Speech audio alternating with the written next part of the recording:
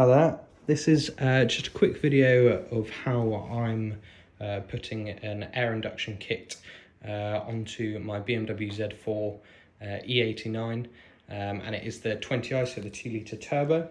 Haven't seen any videos on the BMW Z4 side of it. I've seen it on the 3 Series M20, but the air intake's actually on the left hand side, which I'll show in a minute, but for the Z4 it's on the right hand side. I wouldn't really class it as a tutorial because it's more of a trial and error for myself, and then if it works, feel free to try it for yourself. But all I've bought here is a 60 centimetre stainless steel pipe. I have got a marking on it which I'll explain in a minute. It is 80 millimeters diameter, and that's internal diameter. Oh, sorry, external diameter actually. And yeah, 60 centimeters long. It doesn't actually need to be that long. It's just I'd rather have more than less. I have bought an elbow joint, again 80 mil inside, and I can't remember what the lengths are for each leg, and I have already put the cone onto it. And this is a Ram Air induction cone, and the silicone pipe is actually from Ram Air as well.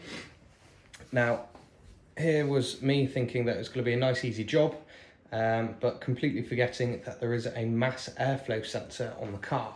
So I have actually got in here, I've got some spare Jubilee clips if I need to use them, and some glue. Now, what I have ordered is a plastic block.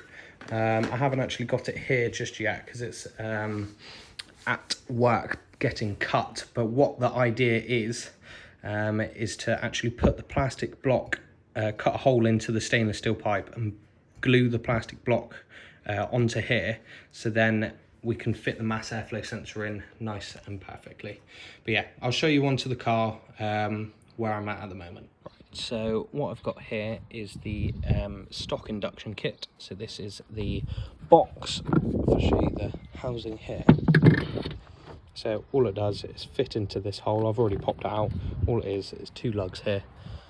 They are quite tough sometimes, so because they're old lugs, and it pops straight out. It's not screwed in at all.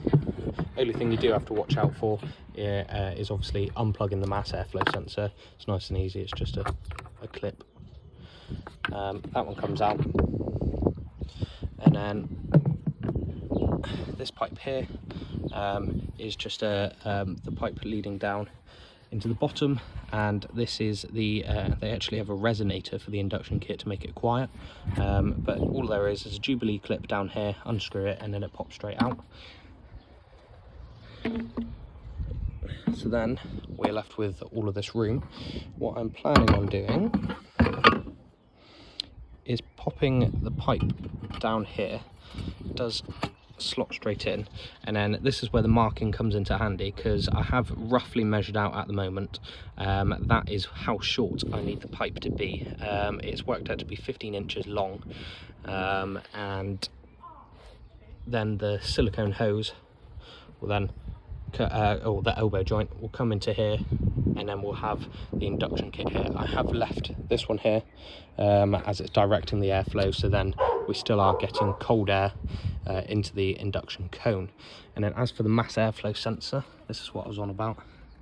So the plastic block that I'll be getting will be a rough cutout of what they have here, so then I can screw this directly onto my induction kit as well. But yeah, that's the plan anyway. So all I'm going to do now is cut this one to length. Right, so all I have here, as I said earlier, I measured it out to be 15 inches long, and I'm just with a small hacksaw just going on the left side of it, so that I'm left with a tiny bit more, just to be on the safe side, and then we can sand it all down to make sure it's all smooth. But yeah, all I'm doing is bit by bit. I'm not going to video it, but bit by bit, just going around and then eventually going through the pipe and then having one cleanish cut anyway. There you go. I've cut them in half, and I've only given it a quick sand down because it wasn't actually that rough, but all it needs to be is just smooth enough so when I put it into the rubber silicone that it doesn't cut into it at all. As you can see, it's not the best of jobs, but most important bit is that it's to the required length that I need. So what I'm going to do now is just pop it in and then see if I can get the air induction cone in the right place before I start kind of finalizing everything and then start cutting out the hole for the plastic bit. So what I've done here is just put everything in place just to see what it looks like. So it's all nice and slotted into there, and I've screwed it up, and then I've attached the silicone elbow joint here, the pipe, and then the good thing about this is that I'm able to actually put the silicone hose as deep as I need to inside the cone, so then it's actually the right height protruding from it. Now on its own it does actually take the weight of everything, but I definitely don't want it to have it, because obviously it's at a standstill at the moment, and that's quite a lot of weight and tension on this bit here. So I'm hoping at some point this one actually comes straight out. So what I'm thinking is putting a metal bracket here and a metal bracket just underneath here, so that it just holds this up and takes the tension all off the end. I won't be able to show you an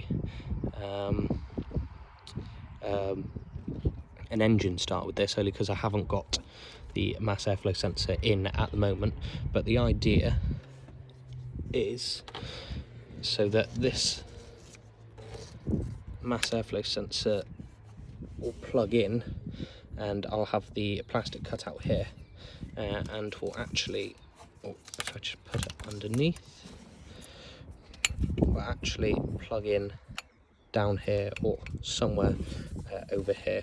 If it's a little bit too close to the pulley, then yeah, I might have to go over the top so that it's completely clear of the pulley, and then plug it in down here, so then obviously it's getting a nice clean reading through the pipe.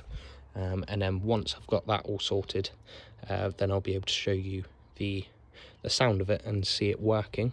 And then eventually I will want to build a box around it. I don't know if I can show you, but just put a metal box. Oh, sorry about that. A metal box around here, just so that it's protecting the cone away from the heat of the engine. Obviously it's got the cold air coming through the vent here, but it would just be nice to have it shielded away from the engine heat a little bit. But yeah, there you go, that's roughly what it's going to hopefully turn out like. Okay, so what I have here are two separate blocks. So basically this will be the mass airflow sensor housing. So on the pipe, this is just the cut off, but on the pipe it will sit inside there. I'll do a cutout, and then the mass airflow sensor will just sit on top, so then obviously you'll get it going through the pipe, which is where it's meant to go. I'm just unsure which thickness to go for. Obviously I'll let you know. I've just got a 15mm and a 20mm, just to see which one will sit better, but you'll have to measure this because I can't remember the dimensions that we needed to do, but I know that it's all dependent on obviously the sensor. I have the sensor here, so if I just show you, oops, quite hard to do with one hand. I'll just show you here. Should just clip straight in, he says. There you go. So clips straight in, it won't actually fall out, but obviously we will screw it in using the original screws. But it was just quite hard to get the right radius for it, because obviously on the sensor, if I show it out here, you have actually got an O-ring which creates a seal around the base of it, so then obviously no air from the outside of the pipe can get through. But yeah, there you go. Those are the two blocks. I'll let you know which block that we end up using. But what we'll do is glue this onto the pipe once we've cut the hole from the pipe. Yep.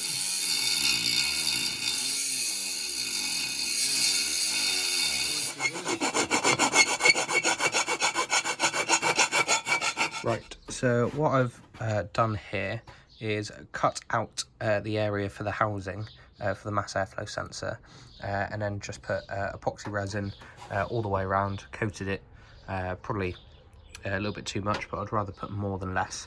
We opted to go for the thicker block rather than the thinner one, just so afterwards when I show you it, the tip of the sensor is actually in the middle of the pipe, so that it's getting all the correct airflow. Put the right holes in for the screws as well. Do have to be careful with the holes for this, because they're actually not the same on either side. It's to make sure that you can only put the sensor in the right way and not put it in the wrong way. But yeah, it takes 2 hours for this to set, and then I can actually plug it in and see how it goes. Just to show you what I've done here, sorry it's dark, it took me quite a while to do this, but all I've got here is just a bracket to actually hold the cone intake, so that all of the support isn't all down on the end here.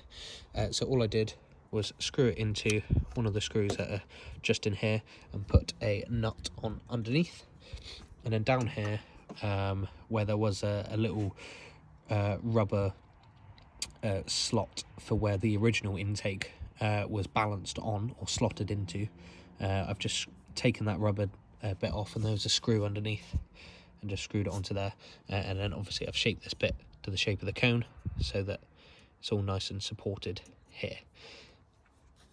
So this is what it looks like just before I put it in, and then obviously we've got to cut the slot for the mass airflow sensor housing. Okay, so here we go. Here's the finished product. So got the pipe gone down into here. Obviously got it all screwed in, and then this is the mass airflow sensor housing that we've done, and the glue is strong enough to hold at high temperatures as well, because obviously you've got the engine heat coming off, and then just got the sensor plugged in here. I've done it over all of the pipe work here, so that it doesn't go near any of the pulleys. The silicone elbow joint just goes on here, so then it is pointing the cone in the correct direction here. Now, as I said before, I've got the very unique mount that I've got it balanced on, but basically it's holding it nice and strong, so there's not all the pressure down at the bottom. And then, like I said, what I will do is create a heat shield, so then it prevents the heat from the engine getting to the cone, so that it's sucking in cold air just from the air intake here, rather than any warm air coming from the engine bay. What I will probably do as well is paint this one as well, only because I've got everything else in the engine bay is black, so I thought may as well put this black as well. But yeah, there you go. I have already driven with it in, and it does sound a lot better. It definitely emphasises the blow-off valve on the car.